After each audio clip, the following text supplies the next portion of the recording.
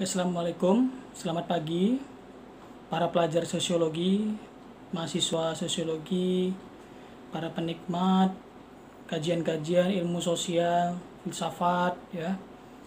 Pagi ini saya berjumpa lagi dengan Anda dan kali ini saya tertarik membahas tentang filsafat ya, tentang kajian filsafat, yakni filsafat cinta. Ya, filsafat cinta. Karena kemarin saya baru mengangkat beberapa konten ya, baru satu konten tentang filsafat cinta dari Erich Fromm tentang seni mencintai, ya kan. Kali ini saya akan mengangkat lagi salah satu filsafat cinta dari Plato. Ya, siapa nggak kenal dengan Plato? Pasti kita tahu semua Plato ya. Nah, ya ini cara pandang dia tentang cinta yang kita sebut dengan platonic love. Platonic love. Apa itu platonic love? Dari berbagai sumber yang saya baca, bisa dikoreksi nanti bagi teman-teman yang mungkin udah tahu. Platonic love itu adalah mencintai tanpa pamrih. Ya. Mencintai seseorang tanpa harus dia mencintai kita juga. Jadi ini seperti mengagumi ya. Kita mengagumi seorang perempuan atau seorang laki-laki ya sebatas hanya mencintai. Tapi cinta yang kita berikan ke seseorang itu tidak perlu dibalas dengan cara mencintai juga. Tidak. Nah, itulah platonic love. Platonic love ini mengajarkan kita ya boleh cinta ke siapa saja ya. Cinta ke orang tua, cinta ke pasangan, pacar, cinta kepada alam, cinta terhadap Tuhan sendiri, boleh. Tapi kita tidak harus mengharapkan pamrih dari orang yang kita cintai itu tersebut. Nah, cinta ini cinta yang tulus, cinta yang tanpa pamrih. Ya. Itulah platonic love. Nah, cinta platonic love ini ya, cinta tanpa keterikatan emosional ya. Kalau dua insan sama-sama pacaran, ini adalah cinta yang emosional. Dua insan ini sama-sama pacaran, itu ada ikatan emosional. Si A suka sama si B karena ada sesuatu, dan begitu juga si B suka dengan si A karena ada sesuatu, ada satu visi dan misi. Nah, ini keterikatan emosional. Bagi platonic love, cinta itu tidak harus seperti itu gitu. Tidak harus ada kesepakatan di antara kedua belah pihak. Jadi cinta itu cukup satu pihak aja. Kita mengagumi seseorang ya cukup kita yang mengagumi gitu. Tanpa orang tersebut tidak harus membalas cinta kita gitu. Itu yang baik kalau platonic love ini. Lebih baik mencintai seseorang tanpa harus dia mencintai kita juga. Nah, ambil contoh, misalnya saya mengagumi seorang perempuan, saya pasang fotonya di kamar saya, dan rasanya saya mustahil mungkin bisa mendapatkan dia gitu ya. Tapi saya yakin dengan mengagumi dia itu adalah bentuk rasa cinta saya yang sebenarnya gitu. Meskipun saya tanpa pamrih ya mencintai dia itu, dan saya tidak berharap dia juga mencintai saya gitu. Saya baru beli buku novel ini, Ketika Tuhan Jatuh Cinta. Nah, Ketika Tuhan Jatuh Cinta ini bisa menggambarkan cinta yang platonic love itu. Bagaimana sosok Fikri yang mencintai seorang Leni, tapi dia tidak punya daya upaya karena si Fikri ini miskin, terus dari keluarga yang bisa dikatakan kurang mampu. Orang tuanya hanya jual gorengan di Jawa Barat, mencintai seorang Leni yang notabene itu menjadi gadis idaman satu kampus, juara MTQ ya kan. Kemudian dia cantik, laki-laki mana satu kampus itu yang nggak mau menjadi pacarnya Leni. Tapi Fikri dengan pemikirannya yang mencintai seseorang yang mengagumi itu dengan sosok Leni itu, dia tidak pernah mengutarakan cintanya kepada Leni. Dia hanya pendam cintanya itu bagi diri dia sendiri. Dan bagi dia itu udah senang ya. Udah merupakan perasaan yang tersampaikan cinta yang seperti itu, meskipun Leni tidak tahu bahwasannya Fikri itu suka dengan dia gitu. Nah, itulah platonic love. Nah, kita bebas mengekspresikan cinta kita terhadap seseorang meskipun orang tersebut tidak membalasnya. Jadi kayak apa ya, cinta platonic love ini kayak bukan cinta bertepuk sebelah tangan, tapi bagaimana teknik mencintai dengan mengagumi seseorang tanpa harus ada komitmen dari orang yang kita kagumi itu. Ada komitmen balik, nggak perlu seperti itu. Dan begitu juga kita berdoa kepada Tuhan ya. Dalam hal ini mungkin saya menganut Muslim, agama Muslim Islam, saya berdoa kepada Allah ya. Itu kewajiban saya berdoa, itu bukti bentuk cinta saya kepada Tuhan saya. Tapi kita selain berdoa itu tidak perlu kita menuntut pamrih agar doa kita itu selalu dikabulkan Allah gitu ya. Ya kita harus tetap menjadi yang utama itu kita harus berdoa sebagai rasa syukur kita, sebagai rasa bentuk syukur kita kepada Tuhan kita gitu. Nah, itulah cinta platonic love. Tanpa harus ada imbalan bahwa Tuhan kita bakal mengabulkan doa kita. Nggak boleh seperti itu ya. Namanya berdoa kita tetap meminta, kita berusaha ya. Tapi sejatinya hakikatnya itu kita berdoa adalah bentuk rasa kita bersyukur, bentuk rasa cinta kita kepada Tuhan kita ya. Nah, itulah platonic love, menggambarkannya seperti itu. Cinta yang seperti itulah yang digambarkan oleh platonic love. Nah, saling mencintai itu malah justru menimbulkan keterkaitan. Keterkaitannya apa? Kayak komitmen ya, nggak boleh selingkuh, saling percaya. Nah, terus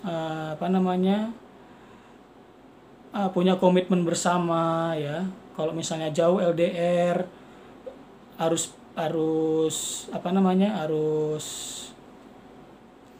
ya istilahnya itu ya, istilahnya mungkin ngelapor lah ya setiap saat ya, atau istilahnya dia adalah milikku dan aku adalah milikmu gitu. Sebenarnya cinta platonic love itu tidak seperti itu gitu.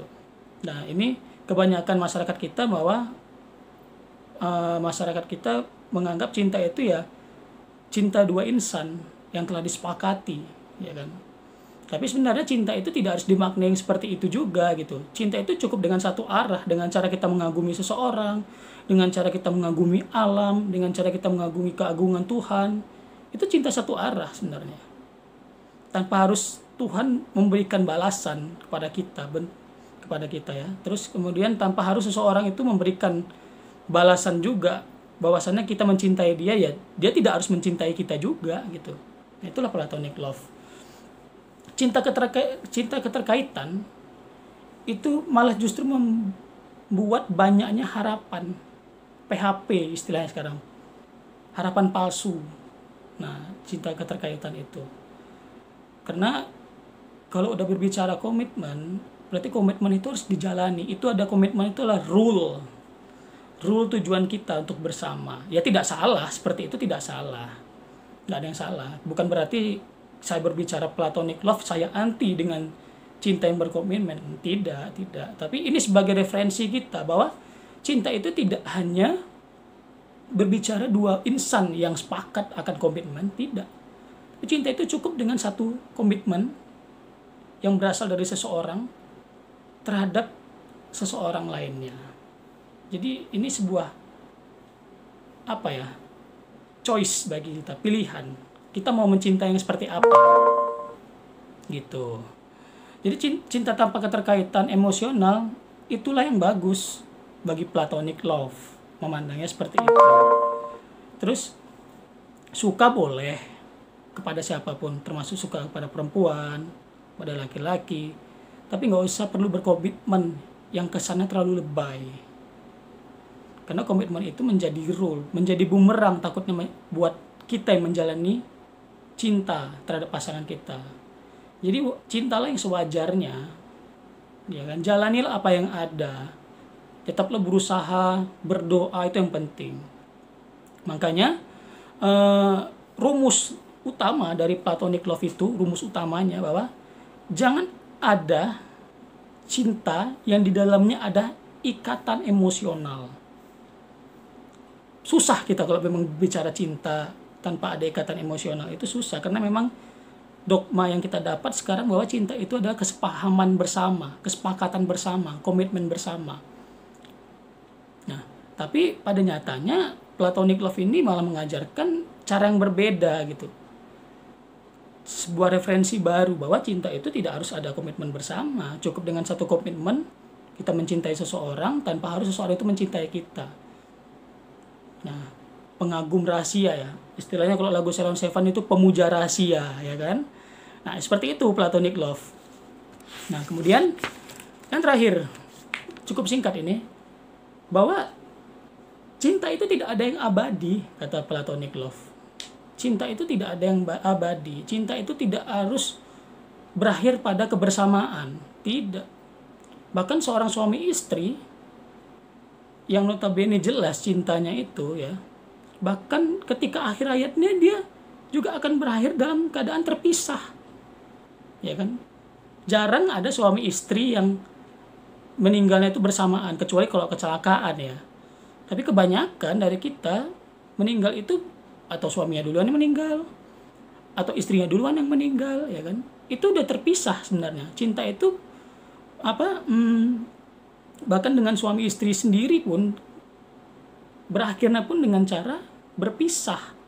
Siapa duluan yang meninggal, ya kan? Siapa duluan yang dipanggil yang maha kuasa, istrinya dulu atau suaminya dulu. Nah, itulah cinta. Coba platonic love memandang bahwa cinta itu tidak selamanya menyatu. Pada akhirnya cinta itu juga terpisah juga, meskipun dalam konteks suami istri nantinya. Gitu. Nah, pesan dari platonic love ini adalah emosi dan ketergantungan nggak usah diikutkan dalam permasalahan cinta. Biar cinta tidak menjadi sumber kesedihan. Nah, maksudnya ini bahwa kita mencintai seseorang itu tidak boleh lebay, tidak boleh kita terlalu mengagungkan dia, mendewakan dia, ya kan? Masih ada yang harus kita lebih agungkan dan harus kita lebih agungkan, harus kita lebih mohon, lebih sembah, itu ya Tuhan kita.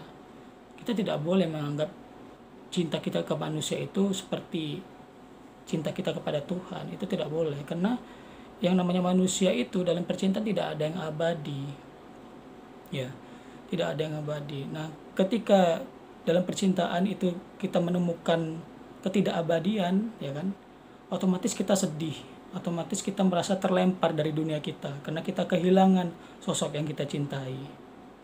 Nah, platonic love tidak mengajarkan seperti itu, bahwa ya kita mencintailah sewajarnya, mengagumilah sewajarnya, ya kan? Dan ketika kita dihadapkan pada keterpisahan dari seseorang yang kita cintai, kita tidak merasa kesedihan yang begitu mendalam. Nah, itulah filsafat cinta tentang platonic love. Semoga dari materi ini bisa memberikan jalan bagi Anda untuk mendalami filsafat cinta, atau memberikan refleksi bagi diri Anda tentang bagaimana Anda mencintai seseorang, mencintai alam, mencintai Tuhan, ya. Ini bisa menjadi referensi atau choice pandangan hidup Anda mengenai cinta. Sekian vlog saya kali ini. Semoga ini bisa membantu Anda, menambah wawasan Anda, dan menambah wawasan Anda untuk selalu tertarik dengan filsafat, ya. Karena sesungguhnya belajar filsafat ini banyak orang yang takut karena belajarnya anti mainstream, ya, katanya belajarnya terlalu radikal. Tidak seperti itu. Intinya bagaimana kita niatnya belajar filsafat itu seperti apa, insya Allah kita tidak akan keluar dari rule atau koridor kita sebagai makhluk yang beragama. Ya, cukup sampai di sini filsafat cinta platonic love. Nah, silakan ada masukan atau saran bagi Anda semua, saya terima, ya, sebagai bahan refleksi saya untuk bisa menyampaikan materi ke depan yang lebih bagus lagi. Ya, sekian, terima kasih. Wassalamualaikum warahmatullahi wabarakatuh. Selamat pagi.